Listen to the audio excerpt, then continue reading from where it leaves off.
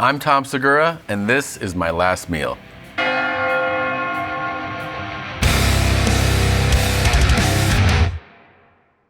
Every person has exactly two things in common. We all gotta eat and we're all gonna die. Today's guest is a stand-up comedian, podcaster, and dunk contest superstar whose new Netflix show Bad Thoughts is out on May 13th.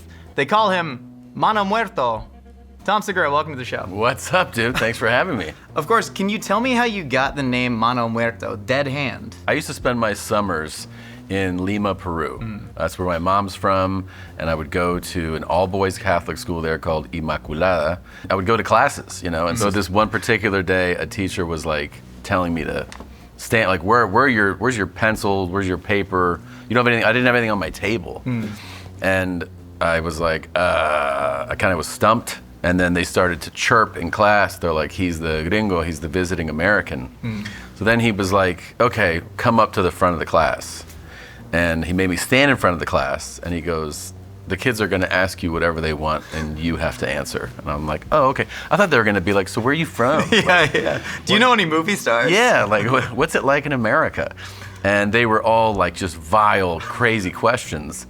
The teacher was like, yeah, answer, man. Answer all these questions. I was like, all right. And so they're asking me wild shit. And then one kid, he goes, how many times a day do you masturbate? And I was like, and I looked at the teacher, and he just goes, like, answer. And I'm like, how many times? He goes, and then he goes, well, no, what's the most times in a day you've masturbated? I was like, there's no way that he wants, and he's like, So I was like, this is all in Spanish, by the way, right? So it's like, ¿cuántas veces al día te masturbas? And I'm like, si pienso tu madre, yo hasta 7, me dicen mano muerto, which is like, if I think about your mother, I can get 7 out of me. They call me dead hand because I masturbate so much. Yeah. Incredible. Yeah. It also sounds so much more beautiful in Spanish. It does sound prettier in Spanish, and it's kind of training for stand-up and heckling. So I think it was like, if you want to get good at that, maybe do a study abroad in South America and see how long you last. Have you ever had a moment with a heckler that was better than that moment in Peru? Because that seems tough to beat. I mean, I remember one time this lady was so drunk, I was like basically laying into her, and then she stood up and she fell over the table, and like everything on the table landed on her. Gary Shandling said this, don't get mad, get funny. And it sounds like a weird advice to give. Yeah. But when you're being challenged and you have to be on your feet in the moment, it's easy to get upset, right? Because someone's like messing up your show. As she fell and all the food fell on her, I was like, eat out of that trough, you pig. And sometimes karma just rains down, and that's beautiful. And I was amused by calling her the pig, but I looked back at the audience and everyone was like, whoa. I was like, and then you try to go like, so anyway, yesterday. My kid is so cute and unpredictable. Like, nah, dude. Well, shit, man. Thank you so much for being here. Have you thought about your last meal before? What I put on my last meal for you guys is basically how I want to eat every day. Yeah. And I think I did for about 15 years. Yep. And it's just like, I mean, I love food so much. And so like, I got so excited. I got honestly sexually aroused by the experience of writing down these food, like even reading the card of what were happening, I'm just tingling. I'm edging right now. I'm just like, do you flip excited. it up into the waistband or down into the taint? Up, definitely up, yeah. A man of taste, I see. Yeah. But it's to me, I mean, I feel like talking about food like brings me, makes me feel alive. Because what I really enjoy is I enjoy food so much, but I also love sharing what I love about food with other people. So my favorite thing is to have something I love and then call somebody and be like, you have to have this. You have to go to this restaurant. You have to try this. Because I want them to experience the same joy that I did, Yeah. And so most days it's just like, what's some lean protein? Let's get some greens in here. And I just look at food like we're gonna have today and I go, that was a past life. And then I sadly eat another chicken breast. But today, it's on, dude. Tom, for the first course of your final meal, we have the warm popovers with some cultured Normandy butter and some house-made fresh strawberry jam right here. We have some chocolate chip pancakes, a little bit of real Vermont maple syrup, some more of that cultured butter on top, and then we have the thick cut bacon, the butter-basted farm eggs, and then some crispy hash browns. This is insane. Let's go, man. Let's Come do on, it. Let's come do on. it, bro. What are we We doing? made it. Is there a story behind this like large breakfast platter? This to me, I could have morning, noon, night, always. I love it. Any time of 100%. day. Yeah. 100% dig in, man. All right, here we go. This is what I do, by the way. My move is I take this egg, oh, it broke, and I put it on the hash browns. Smart. And then the yolk goes through it. And a lot of doctors will tell you this is a good way to eat. Like, There's something that reads like very dad about this to me. Like I grew up with a single dad and it was breakfast for dinner all the time because that's all I wanted to cook. Do you like cook this kind of breakfast for your kids? eggs, toast, pancake, like those kinds of things. Yes, very often. They also like what's called Hungarian thing called palacinta, which is crepes. It's just Hungarian crepes because my wife's Hungarian, and they'll make that. They actually will make the batter from scratch and everything, and they bring it to me. So I'm like, yeah, cool. You're losing if you're making breakfast for your kids. You have to get your little child labor force to make breakfast for you. That seems really smart. The whole idea is to have them do everything soon. Yeah, I mean, they're only 6 and 9, but I want them to get jobs. What's your ideal job for them right now? We're talking like spinning a sign, or we're talking about like making sprockets in a factory? Dude, whatever pays the bills. They're expensive, these kids. And I'm always like, hey, you thinking about contributing to the mortgage? And they're like, what's that word mean? And I'm like, never mind. I want to talk about your new show, Bad Thoughts, which I personally think is fantastic, even though your mother hates it more than Really anybody. hates it. Really hates it. Is she more disappointed in you now, or than when you caught one of her legendary farts on camera and posted it? I've never seen her quite as upset as when she watched this show. So I would say this Like, probably. actually? Yeah. She was really mad. She was like, "This gotta be. You have to be lying to me that you made this." This is not for real, no? What do you mean? Tommy, that's not funny. This is so disgusting. I am beyond vomit. It'd be an incredible bit to have like a multi-million-dollar production just to prank your mom. I know. I go, Netflix spent a lot of money on this, and she goes, Pay them back. "Hey, I'm back." Is it too late, or can you still do that? It's too late. Shoot. Yeah, that's definitely too late. Are we trying one of these? Yeah, dig in, man. Oh my God, bro. Still warm. I feel like they're not making popovers like they used to. This They're feels like not. a relic of the past in a beautiful way. Like there's something like so sensual about this too. The way that it breaks open, airy, It has reveals fluff. a hollowness Yes. inside, you know? It's sort of like my soul. I got it. Oh my God. Speaking of your soul, have you like really tried to philosophically break down why you're attracted to such grotesque things? I mean, I've thought about it. Sure. You have had a fair amount of like messed up things happen to you, or you've witnessed them.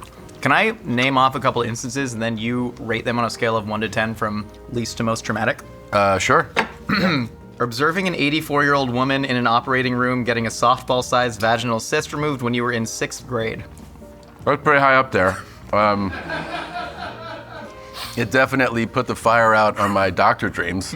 I was like, I could do this, and I saw that, and I was like, nope. Yep. I was observing surgery at the Mayo Clinic in Jacksonville, the satellite Mayo, because the Rochester is like the hub.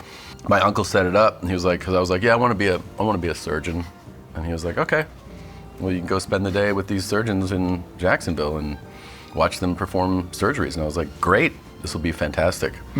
And she was awake. That was the big thing. Yep. Is that doctor comes over. She's laying there with her legs wide open. She's 84 years old. It's not the thing you want to see first thing in the morning. And he's like, hey, just so you know, he goes, she's awake. She can hear everything. And I go, okay. He goes, so don't say anything, like, hey, this looks gross or something. And I was like, yeah. I go, right, I won't say that. And I have my dad over my shoulder. My dad came with me. So then we're both like, looking, he's like, I just hear him because he got the mask on. He's like, God, look at that thing, buddy. And I go, yeah, I'm looking. And he's like, and I go, don't say anything. She can hear us. And he's like, I know, but shit, man, that's really something. And I go, yeah. No, I left there. I was like, yeah, I'm gonna try another field. Yeah. Yeah. So like an 8.5 out of 10? Pretty high up there. What are this? Finding an injured motorcyclist in Florida whose, quote, head flapped open like the flip top of a San Pellegrino Aranciata. My little sister Jane we're driving out to see friends in this on this street that's a one-way. And as we're going out, she goes, I saw something back there. And as I get closer, I realize that the light is coming from a motorcycle. And then you turn, and you see that where there was a fence, the fence is now down. So you just start putting it together. This motorcycle just drove through this fence. There has to be a person. And then like 20 yards away, she calls 911, and she's like freaking out to the point where I don't know. She's like, there's a guy, and there's a motorcycle. I'm like, you can tell, like, you're not giving any of the information they need. So I go up to the guy, and once I get close, the panic sets in for me. And I see him, and this just shows like how you conduct yourself when you're in a panic. I just start to go, sir? Like, sir? Right? Like child trying to get the waiter's attention at Sizzler. And then I reach my finger out, and I touch his shoulder. And as I push, I just hear, and I'm like, whoa! And I just go, don't move, you've been in an accident, like there's an ambulance on the way. This guy just starts grunting, and when he's laying down, he sits up, the top of his head just flaps open, and I go, oh my God! But he's so disoriented and drunk. Police come, ambulance comes, they medevac, so a helicopter comes, and we get out of there, and I'm like, yeah, let's go hang out with our friends now. Why did you have to point that out? By the way, I would probably give that like 7.5. Okay. I remember that like months later, they subpoenaed me to appear in a court case. And I threw that subpoena in the garbage. As you should do with all government documents. Yeah, which is, by the way, it's not a good thing to do. Eat some pancakes. We'll get to the trauma later. We've gotten them for the table. Do you drench them all in syrup? Pretty much. Here, I'll take this. I'll take the left. You take the right. When I see this, I think about the fact that ultra-marathon runners will eat this before like a 100-mile run. Mm-hmm. So we're kind of like that. What else do we have in common with ultra-marathon runners? We've got shoes on. We do got shoes on. They love shoes, famously. They love shoes. Famously, they do. Yep. The final traumatic event. Tracking down a child predator in Costa Rica and interviewing him when you were a producer for America's Most Wanted. 10. 10? So I'm working for America's Most Wanted. And I was a researcher. I forget how this landed in my lap, but it was this horrible guy who was accused of horrific things with minors in Central America and like the Caribbean. You know, they hear it out, and then my contract, I was on a 3-month contract. They offered me a new contract, and I was like, I realized I didn't want to do this. I want to try to be on camera. I want to be in entertainment, so I moved to LA. Well, a couple months later, they contact me, and they're like, hey, we know you're not here anymore, but we're going to go do that story. And then they sent us down there, and I have to be the translator for the producer and asking, like, first the politicians, but then like victims of crimes. Oh God. And as I'm asking questions and they're telling me, I'm crying, which is totally unprofessional, right? I'm just like, this happened to you, I'm sorry. And then like the camera guy like leans over, he goes, I don't think this is the right job for you. I was like, oh no, I can't believe she went through all this shit. Like, it was just like tearing up as the girl who has like gone through this horrific thing is just like telling me the thing, and she's like, it's okay. I'm like, no, it's not okay. I'm like crying to her. Judging by all of this, it sounds like Bad Thoughts could have been a lot worse, and your mom should be really proud of you. Well, let's call her. You should tell her. Call her. I don't have her number. I asked for it. She never responded. Oh, I'll give it to you. Tom, for course number 2 of your final meal, we have the grilled artichoke hearts with a little bit of lemon aioli for dipping. We have the stone crab claws with a little bit of the knuckle meat pulled out next to it with some tartar and fresh lemon. And then we have the assorted sashimi platter with the yellowtail, the ahi tuna, and the salmon. And of course, a cucumber Collins with Porosos vodka, best vodka in the game. Cheers, man. Cheers. And only the second person to promote this vodka on Last Meals. I wonder who will be next. Well, shoot, dig into the sashimi, stone crab, wherever you're going. This is a real Florida boy thing. Stone crab. Like everyone, people know blue crab and they know, they know king crab, but stone crab is like for me, like, it just always reminds me of growing up in Florida. Damn, I've actually never had stone crab before. Never had stone crab? Mm-mm. No, this is fantastic. Yeah, This so is crap incredible, up, man. dude.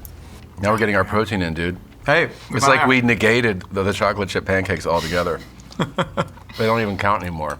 I want to talk about my favorite sketch in Bad Thoughts, which is about the country singer who kidnaps his fans to mine them for relatable content. Is that based on any country singer in particular? I was just like inspired, like a what if idea. Like, what if there was a country music superstar who was like socially awkward and really out of touch? Yeah. And what if that person was actually responsible for some horrible crimes?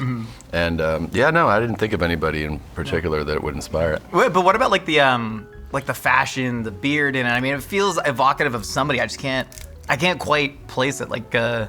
I don't. I'm not really well versed in country. I don't know Okay. like who's. You're more of a hip hop guy. I get it. But you know, America, bro. Has this hypothetical person's legal team ever been in contact with you? What? I mean, there's so many people out there. You know, we talked to a lot of people. I know a lot of guys. What do you have? Well, hey, man, it was funny Yeah. nonetheless. There's another one that was actually really loving tribute to your father, where your children are reenacting scenes from the Vietnam War during a school play. Yeah. And your dad used to tell a lot of inappropriate Vietnam War stories. Is there one that like sticks out above all the others? Bro, he had a real gift for ruining meals. With well, he would do things like you sit down at a restaurant and he was like, the hospital is paying a settlement to this lady because they burned her vagina, and we're like, okay, and he's like, yeah, so you get a Diet Coke. What? Or he'll be like, you know who died? My cousin. And you're like, oh, I'm sorry. And he's like, no, just, anyway, what is this stuff here? And Vietnam, there's war vets usually fall into like a couple different camps. The obvious, understandable one is the, hey, I don't want to talk about that, which makes perfect sense. He was not of that ilk at all. And then one time, I was like, wait a minute. You told me you were just like a lieutenant who, told people what to do. Did you actually do stuff? And he goes, I threw grenades into bunkers and stuff. And I was like, were there people in the bunkers? And he was like, yeah. That was the point. I was like, that's pretty intense. And I'd be like, what in the dude? And he'd be like, yeah, so I don't really eat artichoke. And you're like, okay. Like that's the way he would just talk about it kind of like matter of fact. The one that I actually think about that isn't as violently traumatizing is the marijuana one, because some of his Marines had bought marijuana from a local guy. So he said that he asked that guy, do you have marijuana? Like that's how he said it, like a dork. Do you have marijuana? And the guy was like, yeah. And then he lifted the guy up with his hand, threw him on the ground, cocked his M16, put it in the guy's face, and told him, like, if you ever sell marijuana to my men, I'll kill you. And then he took the marijuana back to the platoon, and he made them all piss on it. That was his introduction to marijuana for me, and I was like, cool, this is gonna be a fun 4 years in high school with you. Jesus. And I smoked so much marijuana, like so much. Dig into the artichokes, man. Okay. I mean, here's the thing, you still, even in your last meal, you want some balance. The key in any kitchen, for any experience, no matter what it is still balance. Talk about what your dad taught you about balance, because you describe him as this like mythical figure who was either talking about shitting or the Vietnam War, but also he's like this titan of industry who was also like a very loving parent. You said he like never missed an opportunity to say, I love you. Oh my God, so affectionate. I was so lucky. My dad, he told me he loved me every day. It's exactly how I am with my boys, honestly. It's like I'm exactly like he was, where super affectionate with them, tell them I love them. He loved being a dad. You could just tell, like, some people love being a parent. He was bizarrely loyal, where like he would go on a cruise ship and my mom would say, like, let's go see the comedian. And he goes, there's only one comedian I care about. That's my son. And I was like, yeah, I don't treat it as disrespect that you'd go to a show, and he goes, I don't care about anybody but you. I was like, dude, what are you doing? Like, and so my mom was like, yeah, I couldn't even go to the show because your dad was like, I won't go see another comedian. What was it like to watch such a larger-than-life mythological figure like that get sick and pass away? And this is just a couple of years ago, right? Yeah, I don't think anything really prepares you for it. I mean, in a weird way, I was kind of prepared by the fact that he definitely should have died 2 years prior. Like, one of the doctors even was like, yeah, this is it. So he prepared me that was his death. And that's 2 years before. That's 2 years before he actually died. Damn. So I actually felt like when he got out of that, I just couldn't believe it. And then the messed up thing is, I thought, well, now he's definitely not going to die for like a long time. Like, Yeah. that's the way it registered for me. I was like, oh, he'll live for like a good long while now. We were supposed to go to Hawaii. I was taking him to Hawaii. My mom and my sister were still in total denial. Like, they didn't really know. So we were supposed to go. The funny thing was, I had splurged on this trip to take him, and then he died. And then the next year, my mom was like, we should go back to Hawaii to celebrate. And I was like, yeah. She goes, you should do it the way you were going to do it with your father, like really make it like this really excessively expensive thing. And I was like, no, I don't think so. Did you ever go back? Yeah, we did go back. Yeah. You said when you spoke at your father's funeral, the only thing you could do to stop yourself from breaking down was like kind of clown on your mother. Yeah. Do you think that is like a sort of valid way to grieve and to take care of people and to manage other people's emotions? Or do you think there's a point where it just sort of stops you from being able to actually live in the moment because you're looking for the out from that emotion? So I was doing everything to resist my natural like feeling to be vulnerable. So I just saw my mom and I just turned this moment from like, oh, I'm gonna start talking about my dad and cry. I was just like, I can't believe my dad had to be married to my mom for all this time. And everyone was like, what? I think I remember I go, if there's any question about where my dad is, it's definitely heaven because he spent the last 40 years with my mother, and anybody who spends a week with her deserves to go to heaven like that. And she was like, gave me the finger. I've never seen her give the finger. She gave the finger. And I was like, that felt good. Like, I got a laugh. Yeah.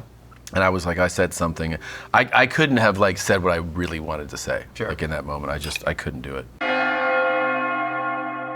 Tom, for the third course of your final meal, we have the spicy rigatoni from Carbone. Now, we did not get it from the restaurant Carbone. Pasta doesn't travel well, but we did make our best dupe, and we did buy the plate directly from the Carbone restaurant. It's a beautiful plate. It really is. And then we have the lomo saltado. So this is wok cooked tenderloin with the fried potatoes, tomato, onion, a little bit of parsley, cilantro, deglazed with some red wine vinegar and soy sauce, served, of course, with white rice. Incredible. Wow. May I cheese the pasta for you? Please do. Absolutely. Please do. Just kind of tell me when as we shave. This is probably the thing that I miss the most in my regular eating now. Is pasta. I feel like I could eat pasta. Like if you gave me the option, I just eat pasta all day, every day. Yeah. And I mean, Can I serve you that? sure. Thank you very much. Perfect. Thank you. Jesus Christ. Yeah, listen, he's got stuff to do tomorrow. You got to run that ultra marathon. At least like a triathlon, something. All right. Let's. Quarter mile on the treadmill. Let's call it that. Yeah, quarter miles. What is that? 6,000 calories? Something like Yeah. that, at least. Fantastic. Yeah, it's great. Damn. You did happen to be in Peru during the summer of 1993, which is where the Fujimori-led Grupo Conal death squads were launching open warfare against the Marxist Luminoso Sendero, the Shining Path. And you were only about a mile away from one of the biggest terrorist attacks in South America. How much did you know about the political situation there when your parents decided to send you down there for the summer? I mean, I had a child's grasp of it, and they're like, hey, there's a terrorist group, but South America, crazy. Like, that kind of thing. You know how they are down there. It's not wrong. I mean, that was going all across the continent at the time. And they were also like, well, that's nothing that will affect you guys. Like you'll be living with your aunt and uncle, and the house that I was living in with my aunt and uncle had this enormous, like, 10-foot by 8-foot window that was wooden thick, and that you'd crank to have it lean open or to close, like it took a lot of force to crank this thing open. Well, this thing blew open, boom, the impact from the shock wave of the bomb. Within the hour, there's news reports, and that somebody had taken a taxi. It was one of the Shiny Path people. Yeah.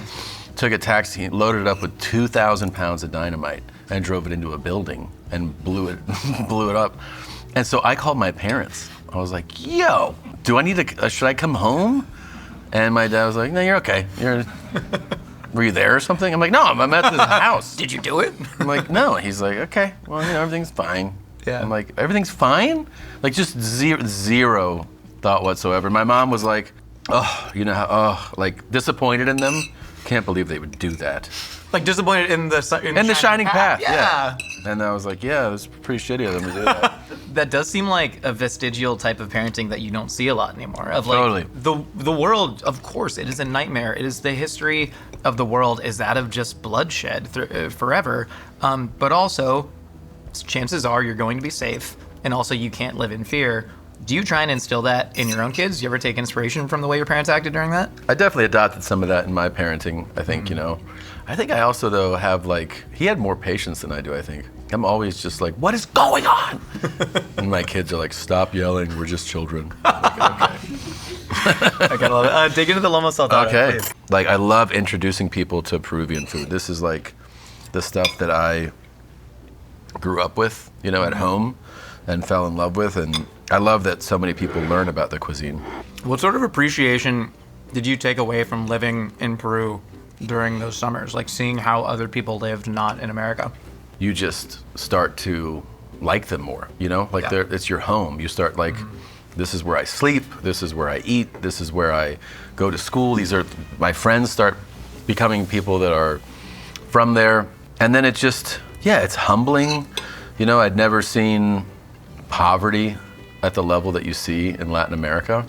I'd never seen that, so it opens your eyes to that. It opens your eyes to the way other people live. It opens your eyes to the fact that the world is so much bigger. So I feel like it's very easy to live in a bubble in the States. Like, by the way, everybody does this. If you go to it's not like we're the only ones, but I think that wherever you live, it's very easy to fall into the thing of like, this is all that matters. And you start to have greater consideration for people in other parts of the world when you actually spend time there. I really felt like more of a Latin kid. Like, I have obviously my Latin mother when I would spend all that time there. Because the language, music, the food, all of it it became more of my identity when I would leave there. But I love Peru so much, and I love Latin America, but Peru is obviously like a very special place for me. One of the most interesting things you said is that people have a misconception about comedy being always rooted in truth. And like, you are obviously like a very empathetic, well thought out guy, but people see you make jokes about clowning on the poors. What do you think they're taking away from that they shouldn't be? It's such a bummer when you have to explain jokes. But there's like, a deep pain in this posture. There's it's just, here's the thing. It's so immediate when people either understand what you're doing or don't in those types of jokes that you just go like, I can't like actually spend time talking to the person who does like, that wasn't cool. And you're like, okay. But do you think there is kind of this paradox, specifically in comedy, where I think you said that it's your sort of job to live life and then report it, right? But as you get more successful, you get more and more removed from that. It's kind of like the unnamed country singer that is not based on anyone in particular from your sketch, where you get kind of removed from everyday life and it's your job to report on it. How do you find a solve for that? Whatever you care about, you put effort into. So the effort in this case is just to be engaged in the world. If you move into your ivory tower and go, this is my world now, then that's what you're gonna think about and talk about. So it's like, either participate, like be amongst people, live in the world, have real world experiences, and then you can talk about those, or, leave and talk about that. But that's not gonna be relatable to anyone. Tom, for the entree of your last meal on Earth, we have the 28-ounce, 2-inch thick, medium rare, sous vide, Pittsburgh style, heavy sear on that crust, bone-in ribeye with steak frites, and then a beautiful Camus Vineyards 1972 Anniversary Edition. This is a 2022 red. May I pour you up? Please. Just tell me when. Okay. All right. Thought you were gonna just do the whole glass. We could if you want to, man. It's your last meal. Cheers. Thanks for this. It's been a great experience. Dude, no, thank you, man.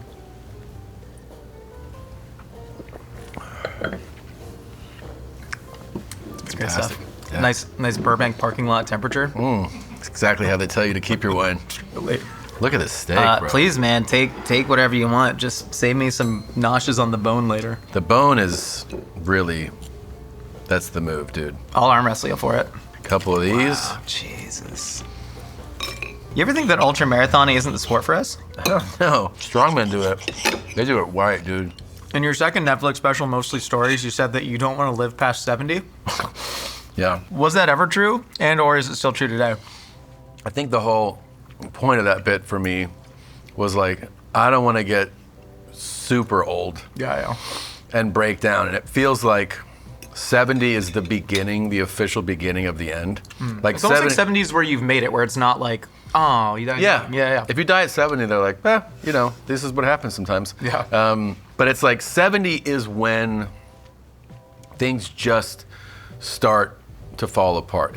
Things don't upswing from there. It's just a slow roll from there. Grandma was 101 for the last 15 years. She would just talk about how all her friends are dead and she wanted to die. Yeah.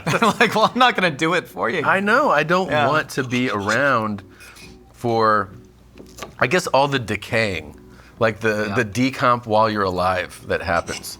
Yeah. You get to that age, like your teeth fall out, toenails turn blue, like everything just hunches over. It's your body's just trying to shut down. How did your relationship to longevity change when you had kids? 'Cause I think you said it took your first kid to get you to like stop being kind of reckless and dumb and actually like get yourself in shape and lose weight and live a more balanced lifestyle. You have to actually see the kid alive. You know what I mean? It's not like in the womb. You hold the kid, and then you feel it's becomes so obvious to you that you're responsible. Like you have a responsibility. And yeah, I did see that like I was just lying to myself, just in total denial about like my physical health. And I was like, I have to be like, not only here, but I have to be like a better example. Because you do realize that every kid looks at like my kids now look at me as somebody who like goes to the gym and is always exercising and like prioritizing like a lot of good eating food. But like if I hadn't had that like moment of going, I need to do this, they would have known a different guy, who would just be like, just eat donuts every day. I don't know, Yeah. I mean, that's got to feel really, really good though. No, it does. It does. I mean, the main thing that you feel good about is just mentally you feel better. Sure.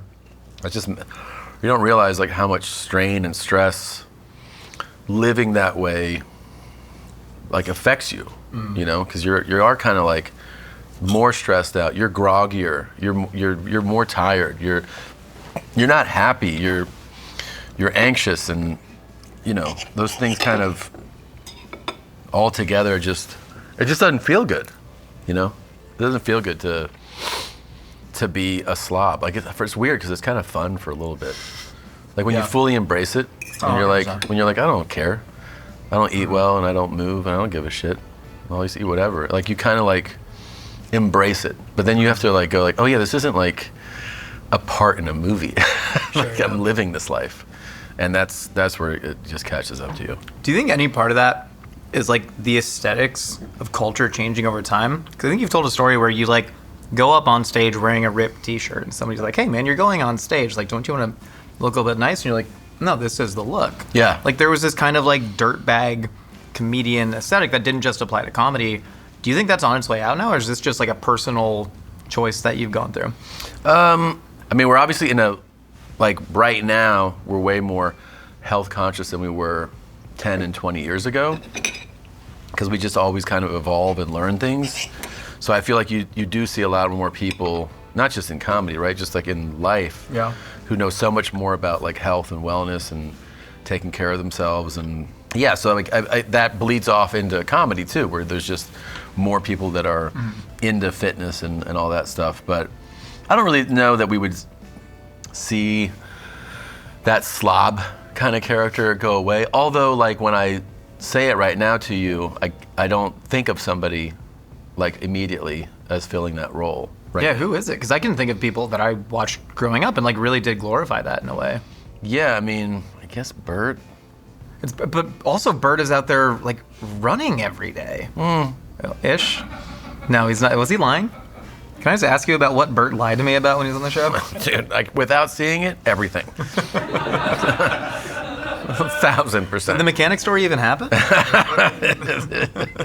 Do you think he's sort of the next evolution, like the T-1000 of that slob comic?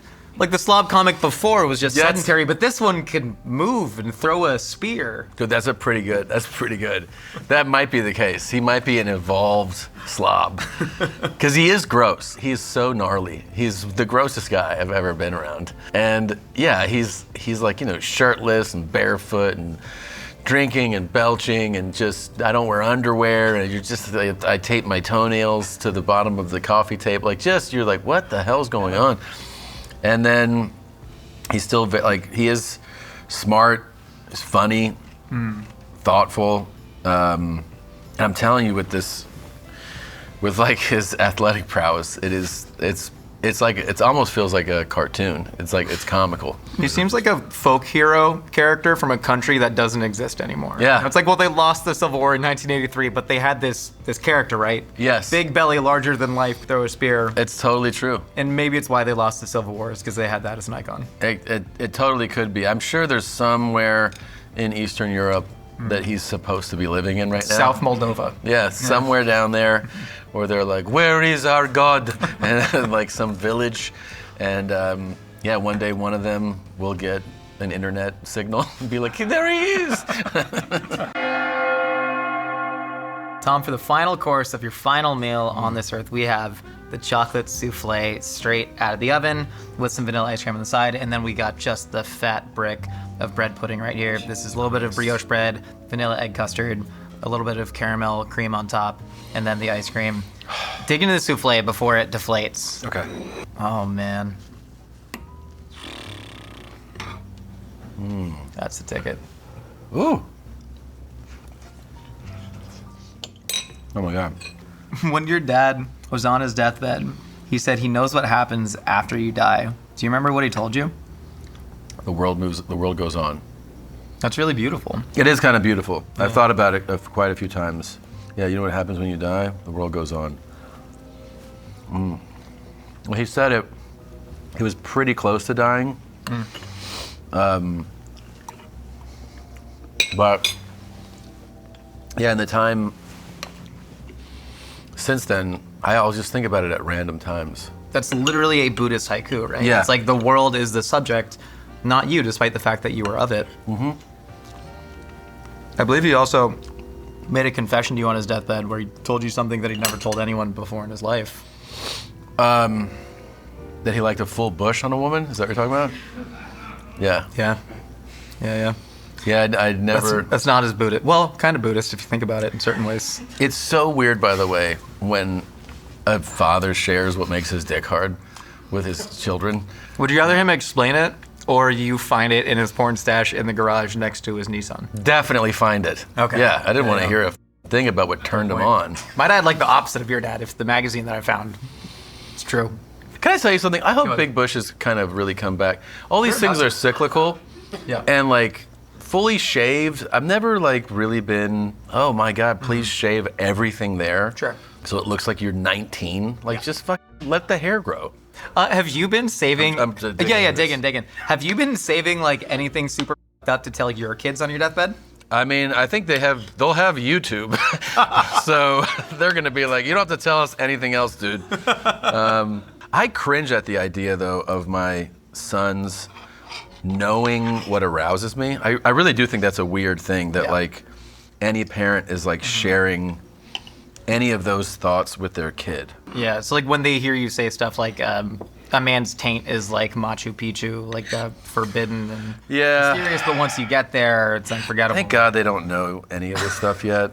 But how do you explain like bigger concepts like death to your kids? Like I know when your wife was recently diagnosed with breast cancer, right? Yeah. It must have been a horrifying thing. Yeah, and we didn't tell them anything. We didn't tell them a thing. What do you mean? Didn't want to freak them out. They're pretty young, Sure. so I didn't want to freak them out. You know, the big C, like in like.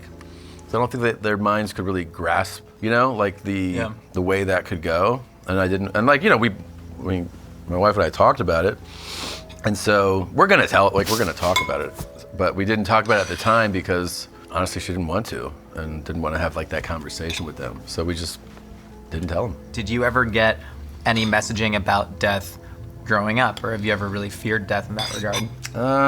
I remember like a horrible death, a classmate dying. Horrible. It's so terrifying and traumatizing as a kid for that to happen. Yeah. I have friends who are like, I go to bed sometimes just thinking I'm gonna die. I'm like, I never have that thought. I never go, I mean, I know I'm gonna die, but I don't go like, oh my God, death is around the corner. It's just not something that occupies my mind. Yeah. What do you think happens when you die? I don't know. I think nothing probably happens. I think you just disintegrate into the earth and worms eat you and somebody takes a piss on your grave. Statistically, much more likely to happen. Yeah. You ready to get in the lightning round? There's another There's round? no more food. There's Oh, no more for food. fuck's Yeah, sake. we can. Who's the one person dead or alive you'd want to share your actual last meal with? That I don't want to share it with?